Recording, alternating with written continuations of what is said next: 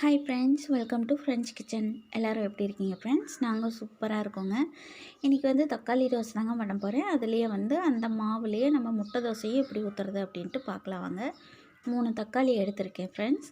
அதுக்கப்புறம் 1 கப் சின்ன வெங்காயம், 5 பல் பூண்டு, 1 துண்டு இஞ்சி, அப்புறம் 1 கொத்து கருவேப்பிலை, 4 காஞ்ச மிளகா காரத்துக்கு ஏற்ற மாதிரி சேர்த்திக்கோங்க. 1/4 டீஸ்பூன் சீரகம் வாசனைக்காக, அப்புறம் உப்பு தேவையான அளவுக்கு போட்டு இதை நல்லா அரைச்சிட்டு வந்துடலாங்க. இப்போ பாருங்கள், சூப்பராக அரைச்சிட்டு வந்தாச்சு. இப்போ நம்ம தோசை மாவு எடுத்து வச்சுருக்கோம், அதுலேயே இதை ஊற்றி கலந்துக்கலாங்க நல்லா. ஃப்ரெண்ட்ஸ், இது சூப்பராக இருக்கும். இதுக்கு சைடிஷ் எதுவுமே தேவையில்லை, வெறுமனாவே இந்த தோசை சாப்பிட்டுக்கலாம். ட்ரை பண்ணி பாருங்கள். இப்போ அடுப்பில் தோசைக்கல் வச்சுக்கலாங்க. இப்போ தண்ணி தெளித்து விட்டு, இது ஹோட்டல் ஸ்டைலில் இது கல்லில் தோசை நல்லா ஒட்டாமல் வருங்க. அதுக்காக இந்த மாதிரி நான் பண்ணியிருக்கேன். நீங்களும் ட்ரை பண்ணி பாருங்கள். தோசை ஊற்றும் போது நைஸாக வருங்க. ஃப்ரெண்ட்ஸ், நான் போடுற வீடியோஸ்லாம் உங்களுக்கு பிடிச்சிருந்தால் லைக் பண்ணுங்கள், ஷேர் பண்ணுங்கள், கமெண்ட் பண்ணுங்கள். நம்ம சேனலை சப்ஸ்கிரைப் பண்ணிக்கோங்க. பக்கத்தில் இருக்கிற பெல் ஐக்கானை கிளிக் பண்ணி ஆளுங்கிற ஆப்ஷன் கொடுத்திங்கன்னா நான் போடுற வீடியோஸ்லாம் உங்களுக்கு நோட்டிஃபிகேஷனாக வருங்க. இப்போ இந்த தோசை ரெடி ஆகிடுச்சிங்க. இதே மாவில் நம்ம முட்டை தோசை ஊற்றலாம்.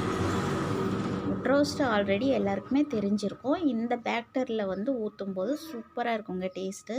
ஏன்னா மாவுலேயும் அந்த காரம், புளிப்பு, உப்பு எல்லாமே இருக்கிறதுனால இந்த முட்டை தோசை ஊற்றும் போது இன்னும் டேஸ்ட் அதிகமாகும். குழந்தைங்க விரும்பி சாப்பிடுவாங்க. ட்ரை பண்ணி பாருங்கள். இப்போ முட்டையை உடச்சி ஊற்றி நம்ம இந்த மாதிரி பரப்பி விட்டுக்கலாம்.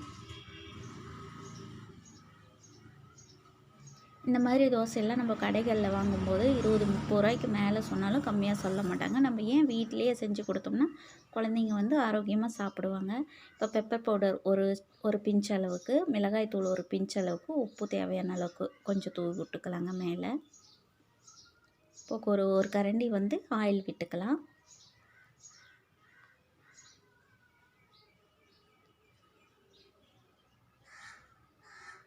இப்போ தோசை ரெடி ஆகிடுச்சு. நம்ம திருப்பி போட்டுக்கலாம். ஃப்ரெண்ட்ஸ், நீங்களும் இந்த மாதிரி செஞ்சு பார்த்துட்டு எப்படி வந்துச்சு, எப்படி டேஸ்ட் இருந்துச்சுன்ட்டு எனக்கு கமெண்ட் பண்ணுங்கள். பை ஃப்ரெண்ட்ஸ், தேங்க்ஸ் ஃபார் வாட்சிங்.